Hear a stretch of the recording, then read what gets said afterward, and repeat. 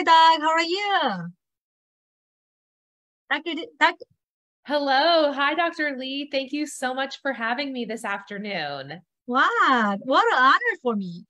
The I met you at the CCRM last time during the embryo transfer cycle. But Correct.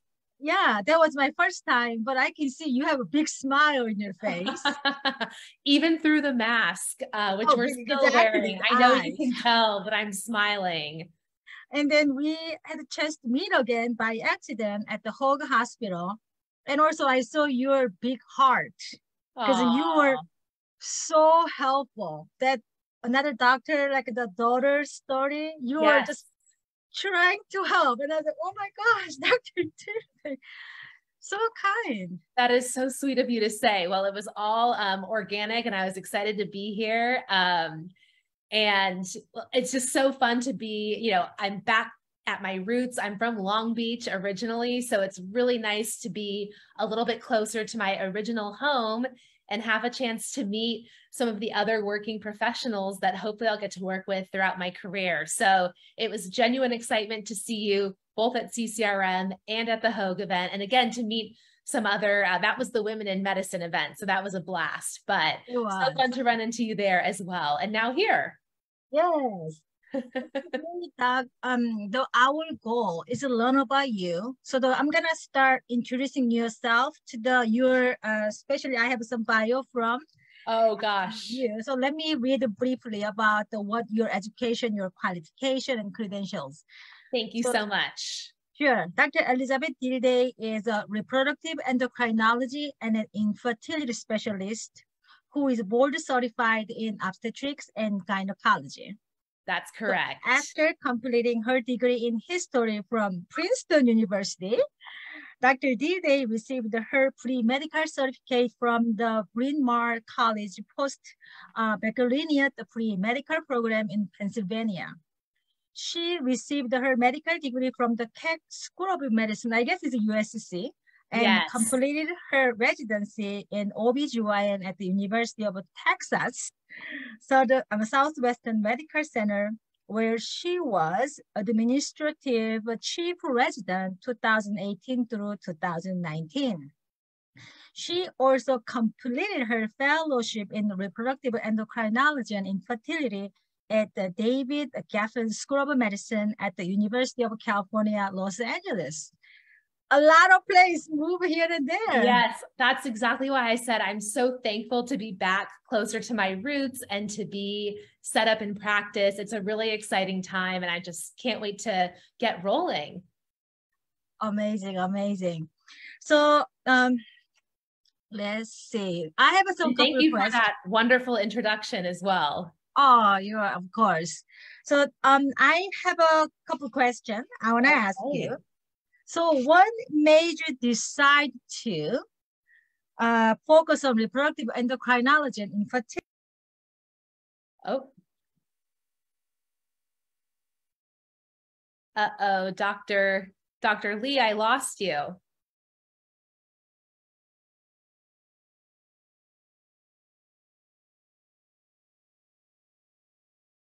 We'll wait for her to come back.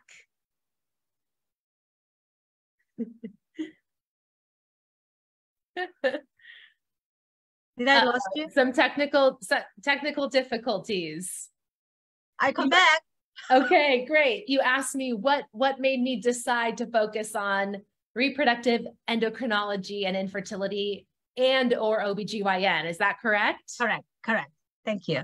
Well, I feel like when I arrived at the USC School of Medicine, I really was undecided about future career directions. I knew that I loved science and I knew that I loved working with people, but in terms of a specific specialty, I was rather undecided. And midway through my clinical year, which is for us the third year of medical school, Mhm. that's when I finally did my OBGYN rotation. And I was really taken by surprise.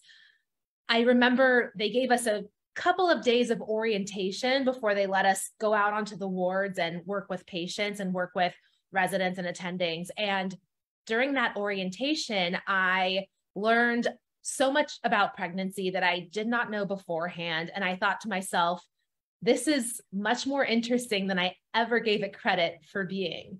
So that kind of opened my eyes a little bit. And then I remember throughout the rotation, I just love that there was so much variety in OBGYN. I love that one day you're in the operating room removing a dermoid cyst, which for those of you who aren't familiar, it's a strange type of cyst that can contain hair and teeth and all of these things. And then the next day you're delivering a baby, either vaginally or via C-section. And when I saw my first C-section, it actually brought a little tear to my eye. I just thought it was such an exciting place to be in the hospital, and one that was filled with so much joy and hope that's what I think piqued my original interest. And even after 7 years of OBGYN training, it still fascinates me. And to have a healthy, I mean, but to have a healthy baby delivered at full term, it just is mind-boggling that there are so many steps that have to happen just perfectly and so many hurdles that must be overcome. And I think that it's magical that it even happens at all, but somehow it still happens all the time, both naturally and with the help of fertility treatments, which is its own type of magic. So that really got me interested in OBGYN. So fast forward to residency, which is, you do 4 years of medical school and then 4 years of OBGYN residency. And during residency, same thing. I was open-minded. I thought maybe general OBGYN. For a brief time, I thought about GYN oncology. And with the oncology patients, I thought one of the things I liked so much was the close relationships you built with the family members and the patients themselves in GYN oncology. But I had a close friend and mentor at the time who was 2 years ahead of me in residency, and she had chosen REI as her specialty. And we worked together closely on a couple of rotations back to back. And she said, if what drives you is that close relationship that you can build with a patient and her family, then you really should think about doing REI. And every residency structure is a little bit different. And in my program, we didn't get to observe or rotate on REI until 3rd and 4th year, which is much later in the training. And at that time, I was a 2nd year resident. And she said, in the meantime, you should think about shadowing this doctor that I've met in the community. So I was on night shifts at the time, and we had a couple weekdays off here and there. So when I had a couple weekdays off, I went to shadow this physician in her REI clinic. And I completely agree with what my mentor had told me, that you get those close relationships with people at such a vulnerable time that really, I guess, motivated me to look into it further. And I haven't been disappointed. I feel like we call it REI, reproductive endocrinology and infertility. But I feel like for me, I'm someone who likes the variety, likes a little bit of everything. And for me, it brought together a lot of gynecologic conditions and procedures that you get to evaluate and treat, and, the surgeries you get to do.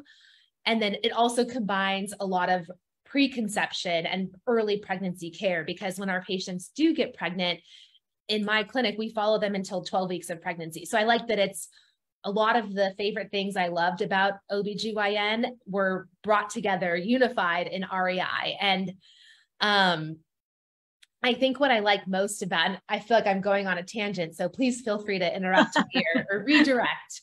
But I think what I love the most about my job is the ability to learn so much about my patients at a time in their lives that is exciting. It's intimidating. We get to be their partners along that. I like to say, I had a friend once who said, it's not a fertility journey, it's a fertility schlep. She laughed at the word fertility journey because she thinks journey didn't do it justice. So that made me laugh. But I like that I get to partner with people during this process, if you will. And I feel like if they're coming to see me, they likely have already experienced some level of disappointment or heartbreak, being either, 5 years of infertility or recurrent miscarriage, or the birth and loss of a baby that had congenital anomalies. We really see the whole gamut. So I like that in those moments, I'm able to provide support, provide encouragement, and give a little bit of hope. So I feel like I pinch myself because I've told that same mentor who told me all those years ago to do REI. I just sent her a message not long ago and said, we really do have the best job in the world, because while there is a lot of heartbreak, at times for our patients, we do get to help them, towards something that's very exciting. And when it works well, it is truly magical, like I said before. Oh, I mean, yeah, because I said I saw you, that big heart, and it Thank really you. explains, and then all the story, who you are. Thank And you so much. yeah, welcome to Orange County. And I appreciate the warm welcome. Because the reason I met you, because you are a new doctor at the CCRM Orange County. Yes. So can I ask why you choose the CCRM? Because you must have a lot of opportunities. So I wanted to know as well. Absolutely. When I was looking for this position that I'm now so privileged to be in, I had a close confidant and sort of counselor type role in my life person who said, you really should think about the top 3 things that you want out of this job. And for me, I hadn't really thought about specific criteria or specific lists, but it really was helpful in guiding me. So for that, for those reasons, the top 3 things, one of them was having supportive colleagues, and just a really collegial working environment. And I felt like the moment I visited the clinic and met with, the other providers and staff, I really felt that. And I've said this to a patient not long ago, but another thing that was of critical importance for me as a physician working in this subspecialty, I can only evaluate and do so much. We have limits. And I think REI really is a team sport. And I really wanted to land at a practice where I felt that my patients were getting the best possible chance at pregnancy. And I'll elaborate. What I meant was I can only do much as a physician, but I wanted, if and when patients need IVF or egg freezing or embryo freezing, it is of critical importance to, sorry, I got an alert on my laptop. It's of critical importance to have a very experienced embryology lab. And I remember when I met Dr. Khan, who's the medical director of our practice, he said, CCRM spares no expense getting the latest and greatest equipment. And we started in Colorado, but they have branched out now with IVF centers as far away as Toronto, Florida, New York, Minneapolis, Houston, Dallas, Northern California, of course, Southern California, where we are lucky to be. So our group as a whole publishes a ton of research. We like to stay on the cutting edge of, what the best treatments are and how to best, like I said, for those patients who do need egg freezing or embryo freezing, or who eventually need IVF for all the various reasons. Not every patient needs those things, but when that is the treatment offered and the treatment that's best for them, I wanted to feel confident that they were really getting the best possible chance at building their family the way they want to. What a great reason to be. I'm so happy to hear, because then you are happy with all those, as you said, a team play. So as you mentioned, there's just so many fields in the, let's say, REI world. There's some people specialized in, already has greater interest, let's say endometriosis, PCOS, or egg freezing. Is there any specific area you are more passionate or interested in at this time? That's a good question. I've mentioned to you that with OBGYN in general, what I liked so much was the variety. I think that fertility preservation, and that includes egg freezing or embryo freezing, that is certainly one of my passions, especially as the population trends show that women are starting their families later and later in life, putting things on hold for career, et cetera. But what a lot of people don't know is that the same treatments that we offer for fertility preservation can also be helpful in the setting of a new cancer diagnosis. If there's a finding in the family of a BRCA mutation that may warrant removal of the ovaries to prevent the development of cancer later in life, or even with some treatments for benign conditions like lupus. All of those are settings in which we can offer fertility preservation. So that as a whole is definitely one of my passions. I'm a people person, like I've mentioned, so I love to learn all about my patients' family building goals and life goals and see how I can best help them get to where they want to be. But like I said, what surprised me about this field is that despite being a subspecialty within OBGYN, there's still that great variety of conditions that we treat and a really diverse group of patients who we meet and work with every day.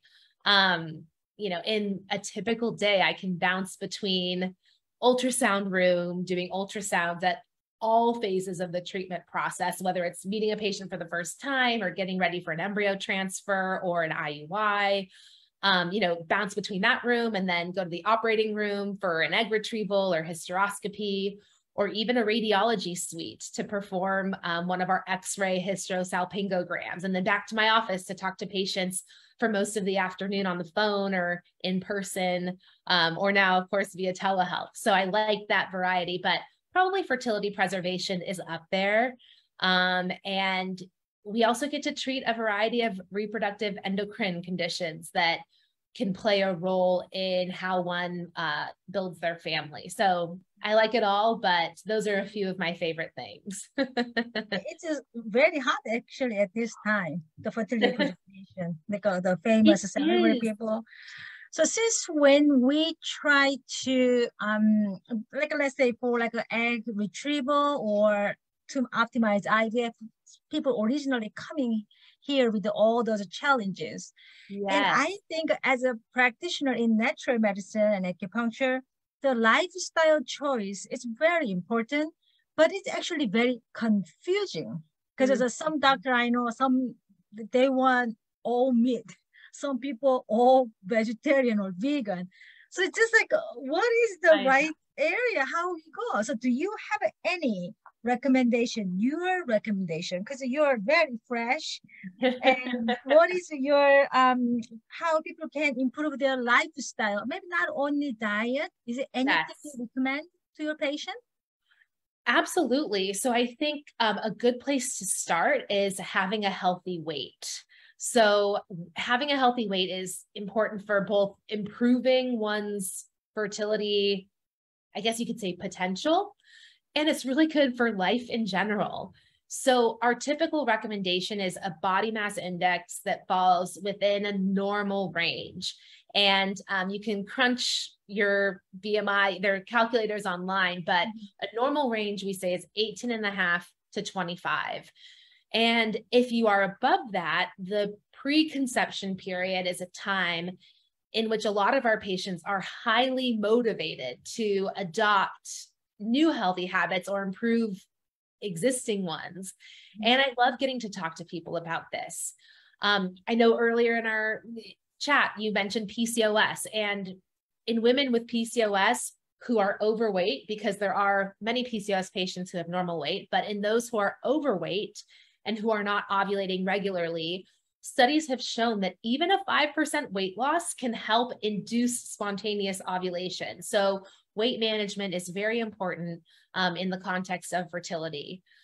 Another one that is, all of these things are great for fertility and great for life, but smoking cessation.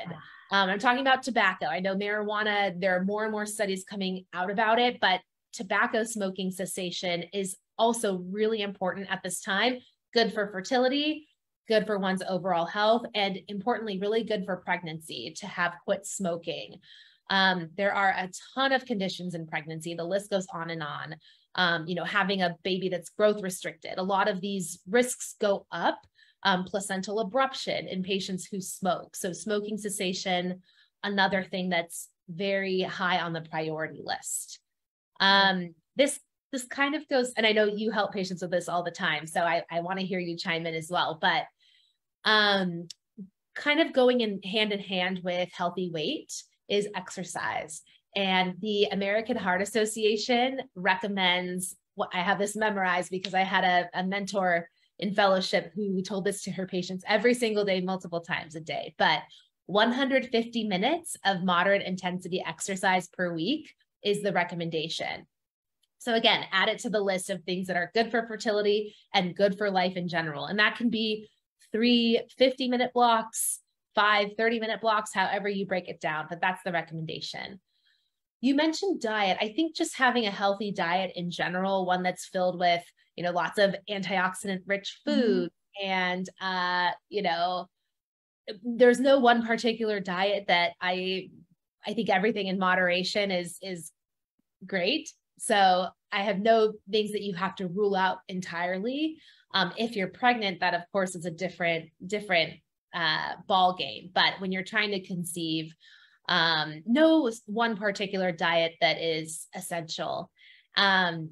With alcohol intake, this is an important one because on our new patient form, we inquire about one's alcohol intake for both male partner and female partner. For female partners, we recommend fewer than 4 beverages per week. And for male partners, we recommend fewer than 7. So if you do the math, for women, that's 1 every other day. And for men, that's no more than 1 per day, per week. Obviously, once you are pregnant, that's a different ballgame. No amount of alcohol is safe for female partners carrying a pregnancy, but I'm talking about pre-conception. And then in addition to that, we've talked about weight, exercise, smoking cessation. I think just lowering one's stress is really important. And this is where you come in, Dr. Lee. Acupuncture, I think, is fantastic for fertility, for cancer. I've had a family member who had cancer who had acupuncture at regular intervals and felt that it was extremely helpful. And in medical school, we have a whole unit where we learn about complementary and alternative medicine. So it has the name complementary medicine because it really does complement everything that we do. So I think acupuncture, lowering stress, those can all be of great benefit to our patients. Yeah, the UCLA, because they are huge, actually. Yes, you're right. We have a whole center there that's dedicated to it. So very lucky to have trained there. Absolutely. Thank you so much for sharing that. That's a lot of list. Because you're more generous with the alcohol than I do, because I make them like a maybe not. Like I said, that's pre-conception, no more than 4 per week for women. And I say no more. Of course, if you're celebrating a special occasion, we want you to be low stress and to have fun and enjoy life. But sure, like I said, once you're pregnant, that's a different ball game. No amount of alcohol is safe, but that's a number that often surprises people. Sure. So we try to optimize their lifestyle with all this recommendation, but I know people are still going through a lot of struggle. Like they try to meet their the doctor's expectation or family member stress you mentioned. So what is your, as a practitioner, seeing these patients over and over, what is the biggest people's challenge in this fertility journey? Do you have anything you can share? Ooh, the biggest challenge, there are many, of course, because I feel like there are so many pressures from society, from different cultures. I've met, all patients of all cultural backgrounds, and there are lots of pressures. So I think this is a time when people are struggling with infertility that they can feel especially isolated. I think that is really hard. They feel isolated from friends who might be pregnant currently or have already had children. It can be very difficult to sometimes face those people. So it feels, or talk to them about what you're going through, because you don't want to, there's that myth that you're going to extract the joy from those people if you share what's going on with your own infertility struggles. So I think it's a time that's really isolating from friends, from family members, and even sometimes from your own partner that you're trying to build that family with. And obviously we help single parents build families as well, but in settings where it is, two partners building a family together, you can even sometimes drive a little bit of a wedge between those partners. So I think that feeling of isolation and sadness, again, that's an area where I like to be able to offer some hope and to feel like I'm a partner with them in this process. So thank you so much. That's such a difficult and a very unique part of a fertility journey. Yes. Because of the isolation and then those like a social stigma I'm seeing over and over as well. Absolutely. Sometimes they're not supporting themselves either. They kind of isolate from their partner. They can't really truly share what's going on, or they discourage themselves. It's so interesting. Yeah, it's extremely eye-opening, because I mentioned to you already the new patient intake form. So in that form, before I even meet a patient, I read up about them and how they got to us and what they've been going through. And one section in that form is rate your stress level on 1 to 10 that you feel from infertility alone, or, these pressures. So the numbers you hear are really surprising. And then it asks them to elaborate on what they feel or how they're feeling and why they feel this way. And the things that I've read have been really eye-opening about what it makes them feel. And it's really heartbreaking. So again, a time that I'm able to provide some support, and that part of the job I do enjoy. I appreciate that. Thank you. Of course. So we learn a lot about your approach, but also what is unique about you? Because I know you have a big heart, but is there anything? You're strong, so that people can depend on you emotionally, strong, yes, physically. So what is your unique approach that sets apart from the other practitioner, if there is any? Oh, unique approach. I think that I am extremely thorough. I like to know the details, because there are small things sometimes in a patient's history that may actually tip us off to something that could be improved or worked up further. So I think I'm very thorough. Our new patient visits at our office are scheduled for 1 whole hour. And for me, sometimes that's often not even enough time to dive into the histories of one or both partners. So I think I'm very thorough. That certainly sets me apart. And you've mentioned the big smile, but it truly, as trite as it sounds, it really is genuine. I am a glass half full person. I even met a patient recently who said he wasn't glass half full, he was glass full. And I thought that was so endearing. But I think while I'm optimistic, I want to be upfront with patients and set realistic expectations, so that if something isn't working or may not work for them, we can pivot and find something that will, meet them halfway. Wow. Well, we're so lucky to have you in here, our local community doc, because that compassion for patient. But as a practitioner, those support, and I think that's so important, because a lot of our patients feel like they're not really getting supported emotionally, but also even the treatment, what they're going through. So I'm so excited to see how you're helping all our community and patients. So can you share how people can find you and your practice staff? Absolutely. So I am located at CCRM. Like I said, it stands for Colorado Center for Reproductive Medicine. CCRM is the acronym, but we are the Orange County IVF Center, Orange County branch. Our office also has the name Newport Fertility Center, because our actual clinic is separate from the IVF Center, but same building, same physicians. So CCRM Orange County, but you can also look up Newport Fertility Center. We are located at 3501 Jamboree Road, which is right at the Jamboree exit off of the 73 freeway. So very easy to get in and out of our office. And our office phone number, if you want it, is 949, office phone number 949-222-1290. I'm working on getting an Instagram, professional Instagram. So that's forthcoming. I'll keep you posted. So excited to learn more about your approach, Doc. So thank you so much for being sharing all your passion and then love and then experience. It's so excited to see how you can blossom in Orange County. So happy. Thank you so much. Well, it's a privilege, and I look forward to working more with you in the future, and hopefully we can do this again soon. Thank you, Doc. Thank you so much. Thank you.